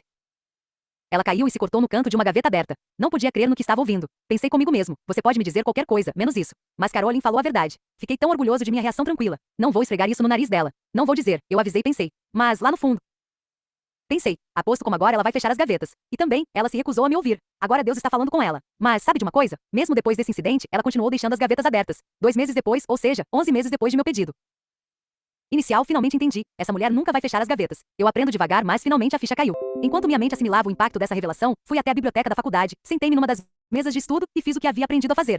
Você já ouviu falar desse plano? Quando não sabe o que fazer sobre um problema, pegue uma folha de papel e escreva tudo o que lhe vier à mente. Ideias boas, ideias malucas, ideias possivelmente úteis. Então, leia a lista e escolha a melhor alternativa. Foi o que fiz. A primeira coisa que me veio à mente foi: posso me separar dela. Já havia pensado nisso antes. Meu próximo pensamento foi: se eu encontrar outra pessoa, antes de me casar novamente vou perguntar: você fecha as gavetas? A segunda ideia veio em estágios. Pensei com cuidado antes de anotá-la. Talvez, por causa das gavetas abertas, eu fique infeliz para o resto da vida, de hoje até o dia em que eu morrer ou Caroline morrer. Foi o que eu pensei, então tive de escrever. A terceira possibilidade, a última que me ocorreu foi: poderia aceitar isso como algo que nunca vai mudar, e daqui para frente, eu mesmo poderia fechar as gavetas. De lá para cá, algumas pessoas que ficaram sabendo dessa história ofereceram outras sugestões. Um homem me falou que se podem instalar molas nas gavetas e portas para que fechem sozinhas, eu não sabia disso. Outro me disse que ele teria removido todas as portas dos armários, uma ideia que nunca me passou pela cabeça. Quando terminei de escrever, olhei minha lista e risquei imediatamente a primeira ideia. A essa altura, estava no seminário, me preparando para ser pastor. Pensei: se eu me separar, nunca vou conseguir uma igreja para pastorear. Li a segunda ideia e também a eliminei. Por que um homem adulto escolheria ficar infeliz com algo assim para o resto da vida? Não fazia nenhum sentido. Sobrou apenas a terceira ideia. Podia aceitar o fato de que minha esposa nunca mudaria nesse aspecto, e daquele dia em diante, eu mesmo podia fechar as gavetas e portas. Então me perguntei, quanto tempo eu levaria para fechar as portas dos armários da cozinha? 1, 2, 3, 4 segundos. Quanto tempo eu levaria para fechar as gavetas do banheiro? 1, 2, 3 segundos. 3 e 4 são 7. 7 segundos. Acho que consigo esse tempo. Na programação do dia. Quando cheguei em casa, disse a Caroline, quantas gavetas? Ela interrompeu. Gary, por favor, não toque nesse assunto outra vez. Deixe-me terminar, falei. Encontrei uma solução. De hoje em diante, enquanto eu viver, você nunca mais terá de fechar uma porta ou gaveta outra vez. De hoje em diante, este será o meu trabalho. Fecharei as portas, fecharei as gavetas e você não terá mais de se preocupar com isso. Sabe o que ela disse? Tudo bem. E saiu da sala. Para ela não foi nada de extraordinário, mas para mim foi um ponto crítico de minha vida. Desde então, as gavetas abertas não me incomodam. Não sinto nada quando vejo uma gaveta aberta. Aliás, se você olhasse em nosso banheiro, na maioria das noites veria as gavetas abertas. Mas quando eu entro lá pela manhã, fecho todas elas porque esse é meu trabalho. Você precisa estar consciente de que, em certas coisas, seu cônjuge não pode ou não quer mudar, não importa qual dos dois. Tenho uma esposa extraordinariamente maravilhosa que aceitou várias de minhas sugestões de mudança. Às vezes, chego a me perguntar se sua incapacidade de fechar gavetas é genética. E possível. Mas quer sejam coisas que ele não consegue, quer sejam que ele não queira fazer, seu cônjuge não atenderá a todos os seus pedidos. Então, como você vai lidar com os aspectos em que seu cônjuge não mudará? Creio que o amor aceita essas imperfeições. 8 não seria bobagem. De minha parte, depois de todos esses anos, continuar resmungando e reclamando das gavetas abertas, em vez disso, escolhi agradecer a Deus por todos os aspectos em que Caroline mudou para melhor e escolhi aceitar aquilo que ela não pode ou não quer mudar. Alguns maridos passaram os últimos 15 anos andando atrás da esposa e resmungando sobre as luzes da casa. O que há de tão difícil em apagar a luz quando se sai de um cômodo? O interruptor funciona para os 8. Confronte com Pedro 4 horas e 8 minutos. 2 lados, sabia? E só precisa usar um dedo. Se economizássemos na conta de luz, teríamos dinheiro para comprar a bolsa nova que a senhora quer. Não desejo desanimá-lo, mas se nesses 15 anos, sua esposa ainda não resolveu apagar as luzes, pode ser que isso nunca aconteça. Talvez você precise entender que ela é do tipo que só acende, mas não apaga. O amor aceita algumas imperfeições. Isso não é ótimo? Como você deve ter percebido, não estou prometendo que seu cônjuge vai atender a todas as suas sugestões. No entanto, posso dizer que, se você colocar em prática o plano de 3 passos deste livro, seu cônjuge vai fazer mudanças importantes. É infalível. Vamos recapitular. Primeiro passo: confesse os próprios erros e peça perdão. Com isso, você mostra ter consciência de suas imperfeições, como cônjuge, no passado. Deixa claro que está levando o casamento a sério e deseja melhorar o relacionamento. Quer seu cônjuge consiga perdoá-lo de imediato, quer não. Agora ele sabe que algo importante está acontecendo dentro de você. Essa consciência planta uma semente de esperança. Segundo passo: aprenda a falar a linguagem do amor predominante de seu cônjuge. Quando a confissão é seguida de novas expressões de amor incondicional na linguagem do amor predominante de seu cônjuge, você rega a semente de esperança, suprindo as necessidades emocionais do cônjuge da maneira mais eficaz possível. No devido tempo, o botão de uma nova vida surgirá. Essas expressões de amor estimularão o afeto e mudarão o clima do casamento. Talvez você note um novo brilho nos olhos de seu cônjuge, uma atitude mais positiva em relação a você e ao casamento. Mais cedo ou mais tarde, seu cônjuge começará a corresponder, expressando amor por você em sua linguagem do amor predominante. Então, vocês descobrirão que não existe força maior nos relacionamentos humanos do que o poder do amor incondicional. Terceiro passo: agora você está pronto para começar a fazer pedidos específicos. Uma vez que seu cônjuge o perdoou pelos erros do passado e está sentindo seu amor, ele se torna muito mais receptivo aos pedidos. A maioria das pessoas se dispõe a mudar quando se sente amada. É interessante ver como os cônjuges que colocam esse plano em prática muitas vezes observam mudanças positivas espontâneas um no outro. Tendo em vista as queixas do passado, ambos já sabem de várias mudanças que o marido ou a esposa gostaria de ver. Vivendo num ambiente de perdão e experimentando as expressões de amor um do outro, sentem-se motivados a fazer coisas para agradar ao outro sem ele precisar pedir. É inacreditável, disse o marido. Durante anos, pedi à minha esposa que levasse o cachorro para passear uma noite por semana enquanto eu ia às reuniões do Rotary Club. Ela nunca me atendeu. Era horrível voltar para casa tarde da noite, às terças-feiras, e ter de sair com o cachorro. Estava há cerca de 6 semanas na fase do amor. Dessa nova estratégia quando cheguei em casa numa terça-feira à noite e descobri que ela já havia saído com o cachorro. Não tive tempo nem de pedir. Quando me recuperei da surpresa, disse-lhe quanto tinha gostado daquele ato. Desde então, ela se encarrega dessa tarefa toda terça-feira à noite. Pode parecer uma coisa pequena, mas é importante para mim. Pequenas ou grandes, as mudanças ocorrem com maior facilidade quando os erros do passado foram confessados e o amor se tornou um modo de vida. Agora que você leu este livro e entendeu como pode conseguir mudanças em seu cônjuge sem manipulação, gostaria de desafiá-lo a colocar este plano em prática. Leia o capítulo novamente e comece o processo de identificar e confessar seus erros do passado. Não se apresse. Procure ajuda externa, conforme sugerido. Seja minucioso e autêntico em sua confissão. Em seguida, releia o capítulo 2, descubra qual é a linguagem do amor predominante de seu cônjuge e comece a falar nessa linguagem com regularidade. Depois de 2 semanas, comece a usar um pouco de cada uma das outras 4 linguagens do amor. Em seguida, faça o jogo do ponteiro de combustível com seu cônjuge. Quando você receber 8, 9 ou 10 como resposta com frequência, é hora de começar a pedir mudanças. Entrando em ação.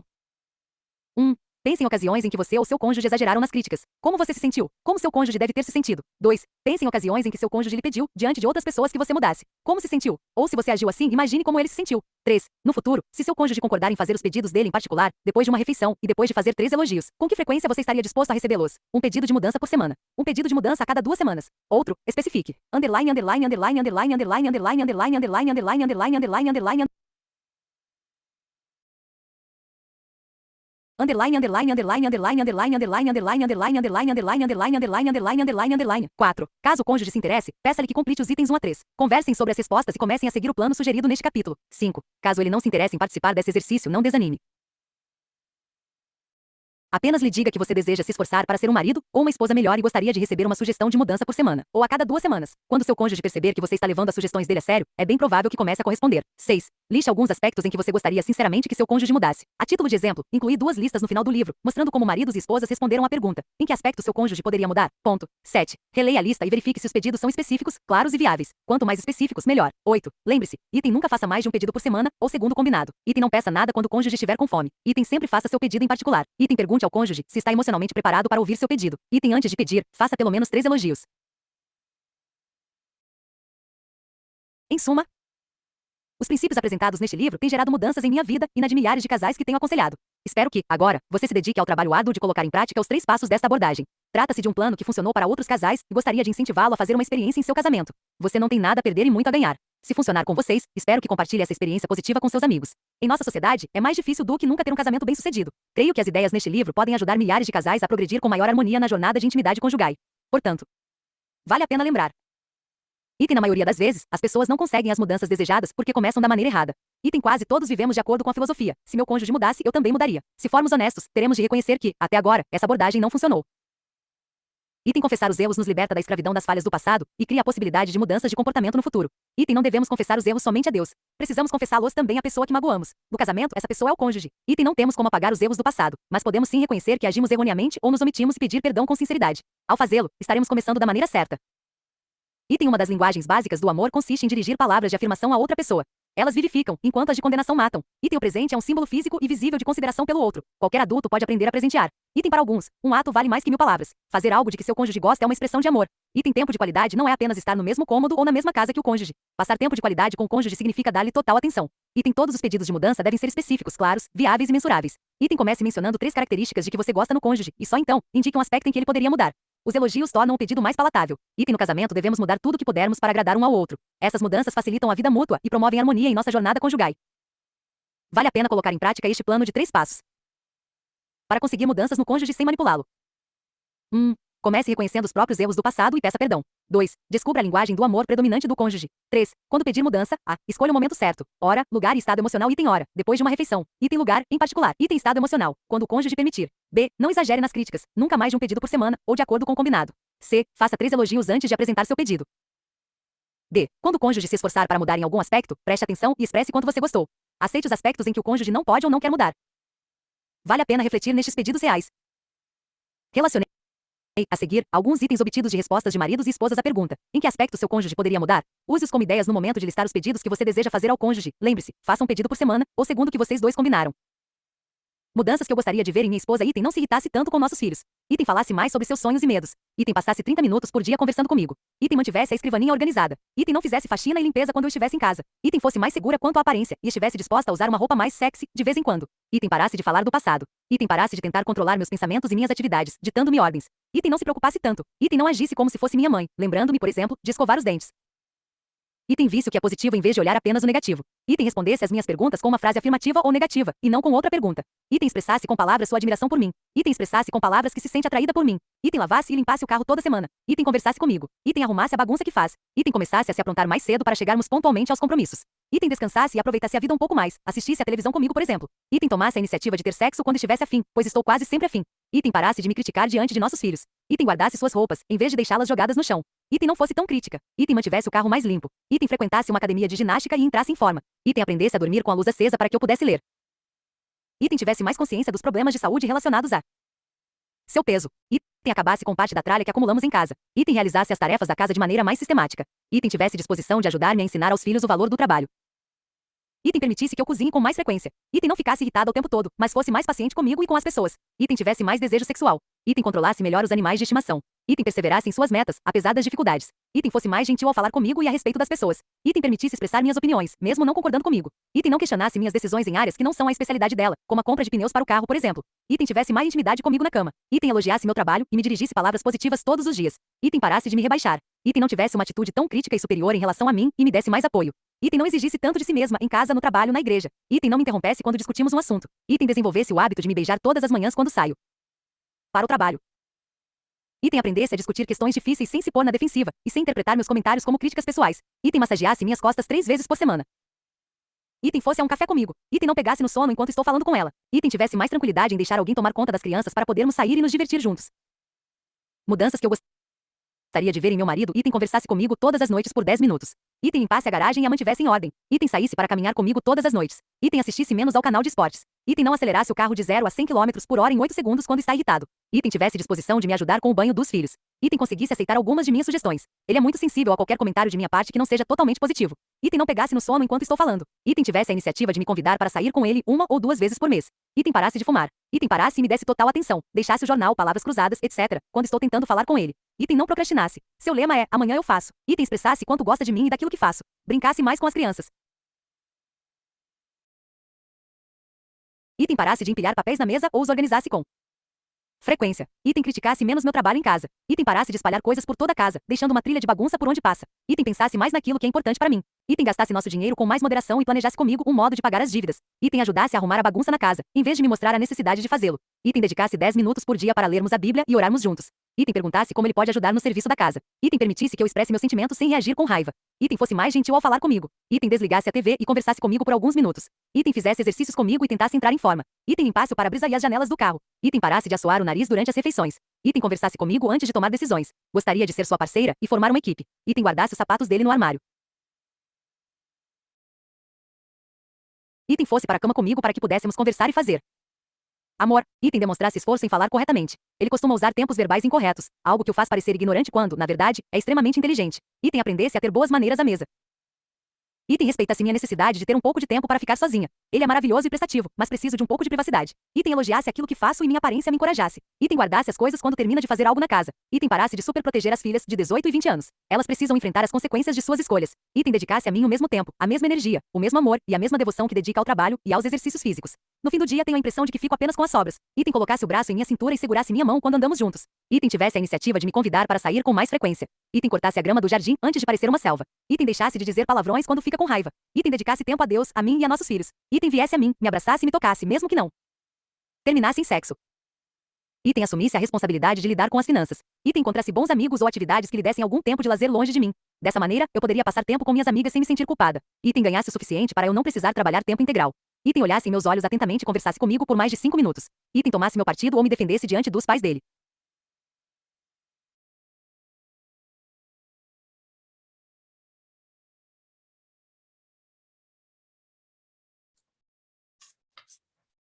Terminamos mais um livro. Bacana, nossa, bem curto. Curtinho mesmo. Curtíssimo. Vamos aí. Eita, mas foi rápido. Muito rápido, deixamos na velocidade, ó, antes das 9 terminando. Que bom. Bom, ele também é bem enxuto, também bem claro nos termos de dicas, né? Você usa a relação de itens de transformação na esposa e no esposo, a conversa. Deixa eu ver o que eu anotei aqui. Bom, o poder do amor, né? Isso vale tudo. Primeiro, você tem que ter amor para você viver harmonicamente e ajudar um ao outro e viver em casal.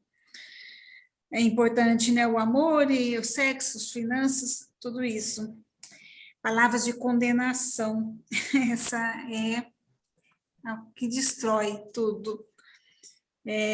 Aprendemos a falar a linguagem do amor. Como assim, as 5 linguagens do amor, que é o livro que ele indica lá, já ouvi falar muito, se não me engano, eu acho que eu já até li esse livro, as 5 linguagens do amor.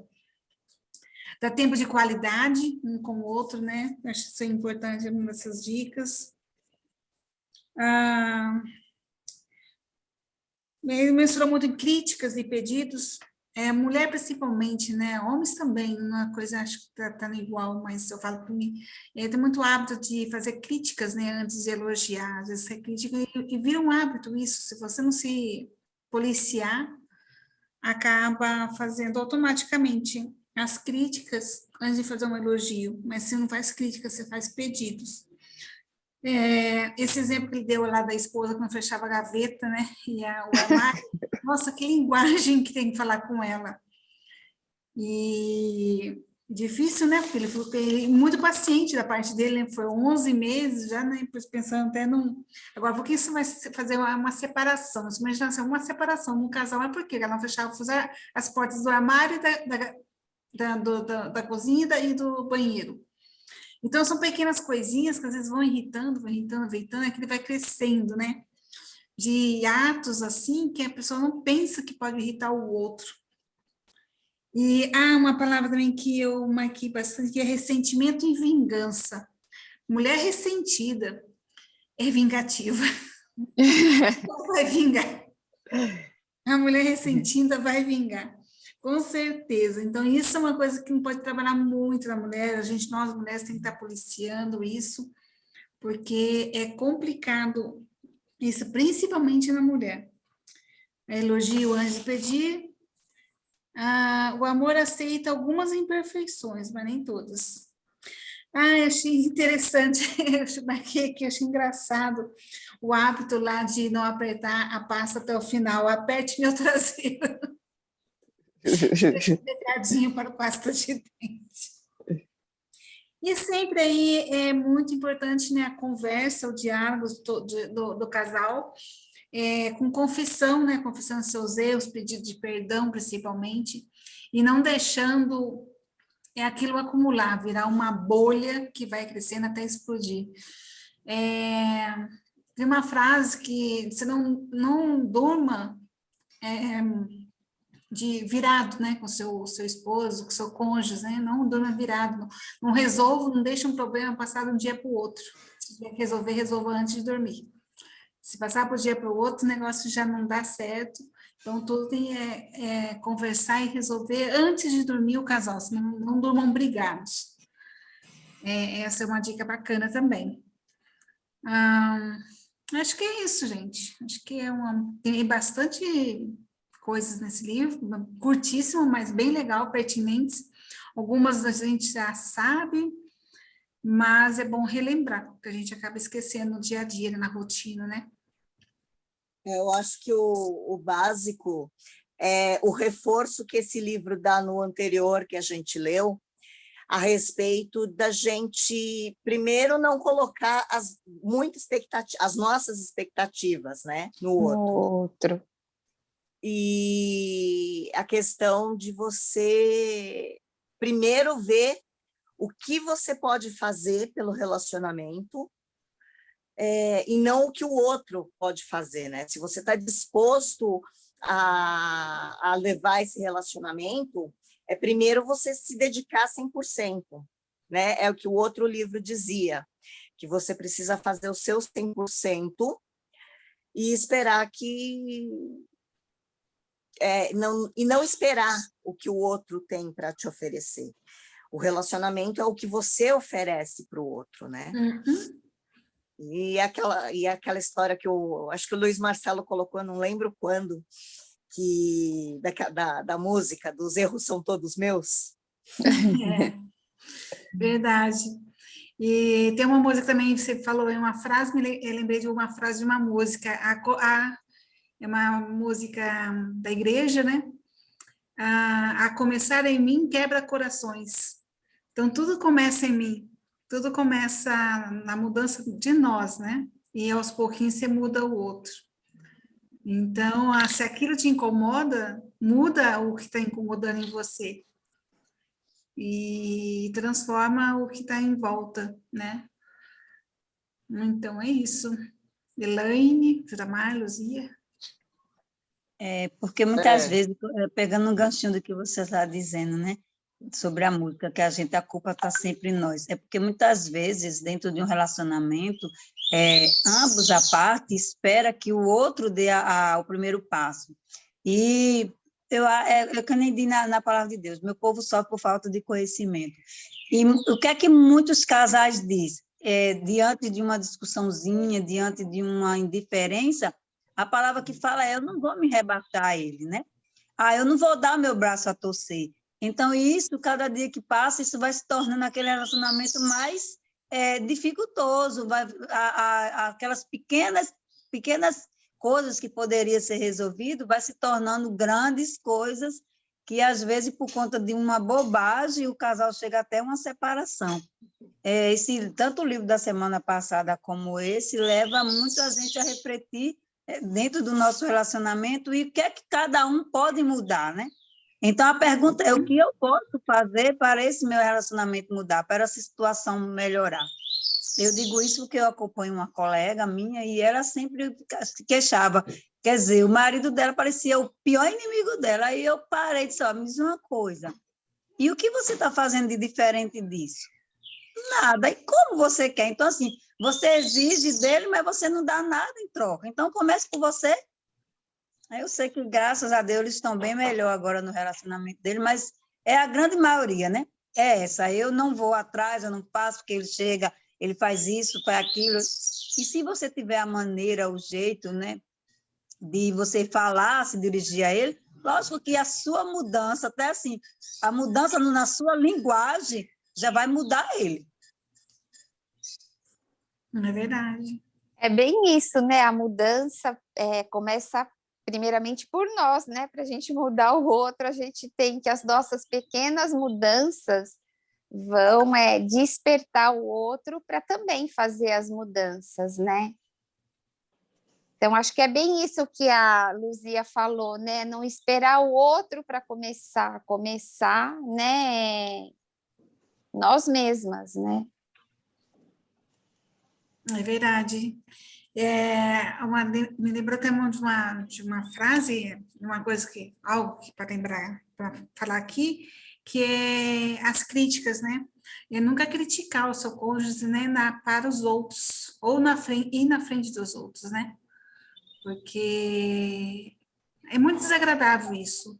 Não só cônjuges, né, mas filhos da sua família, né, dentro da sua casa, criticar na roda de conversas entre amigos, no bar, na igreja, ou algum ambiente assim que não seja dentro do seu lar.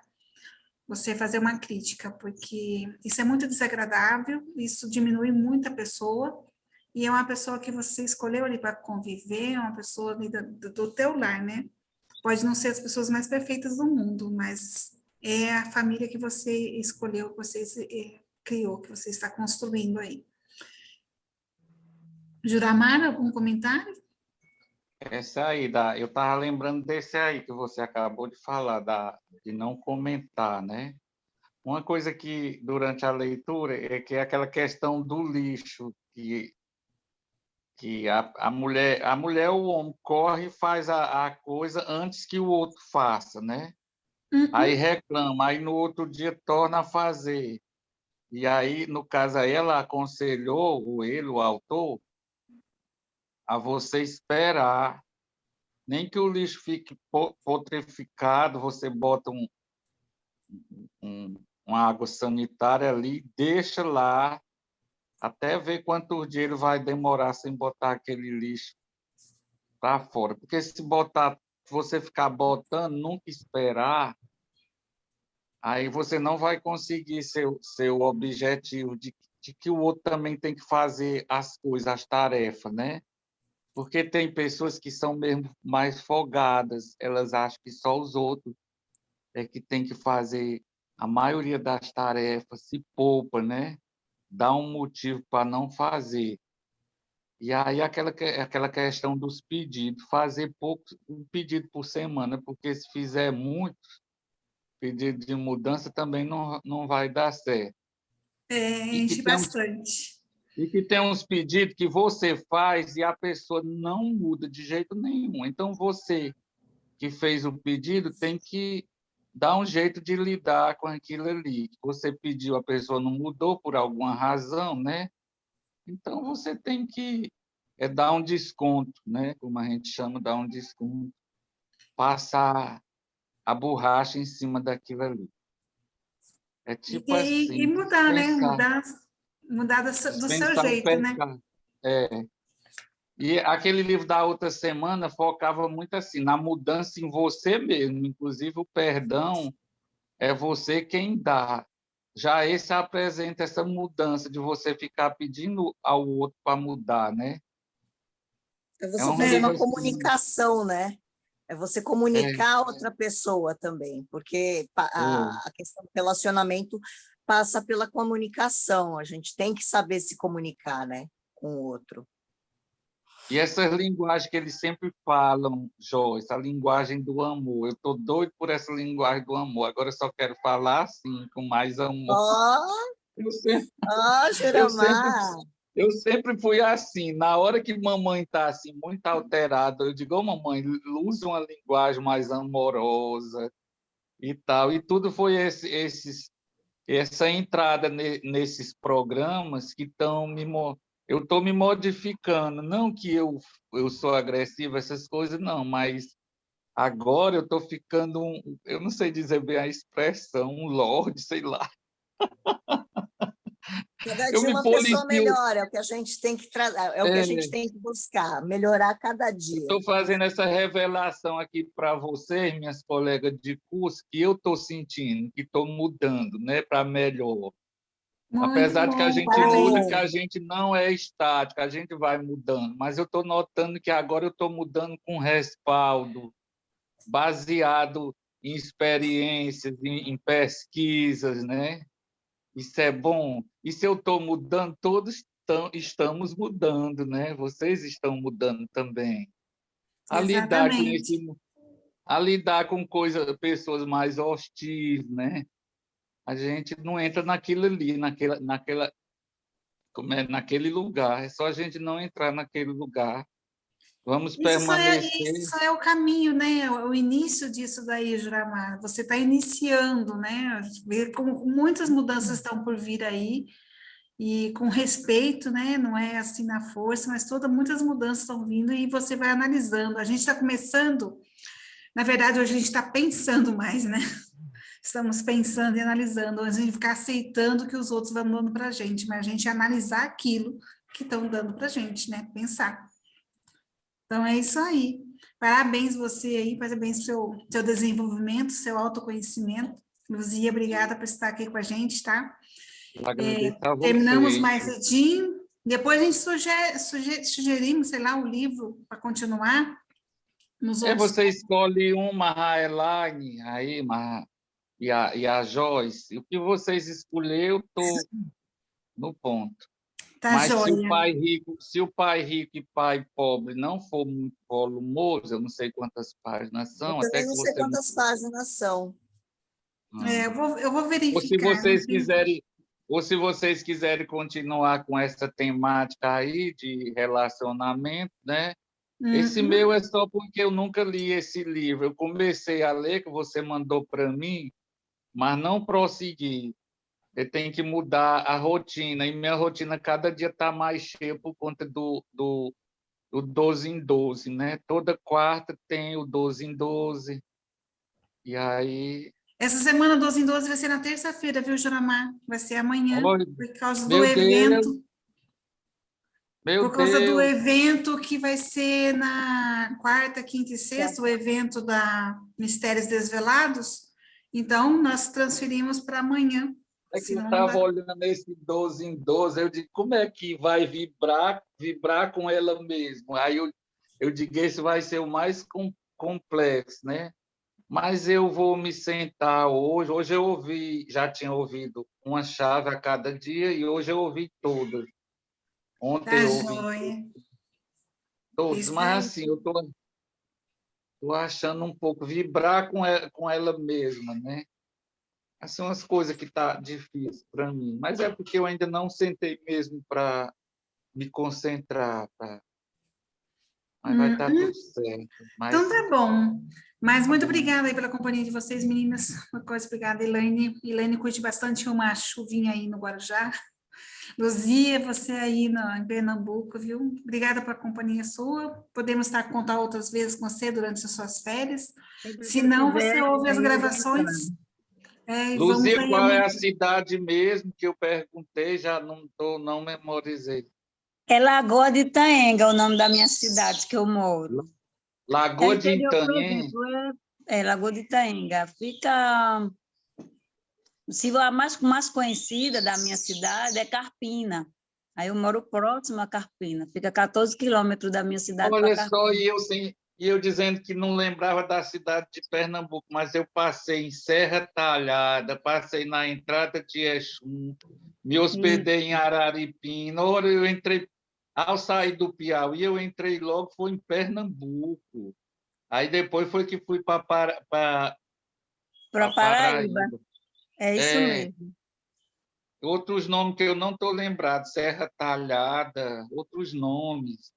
Eu Isso curtia muito um eu grupo. moro, isso aí já é o sertão serrano daqui, né? E já eu moro na Zona da Mata, aí fica mais próximo do litoral, não fica tão próximo, é a Zona da Mata, a região.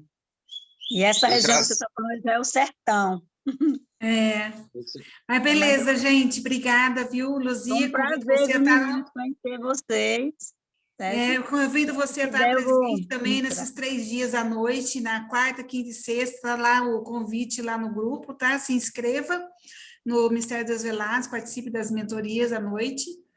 E amanhã a gente vê o que nós vamos fazer na leitura. Joyce, obrigada, viu? Bom trabalho aí para você em São Paulo.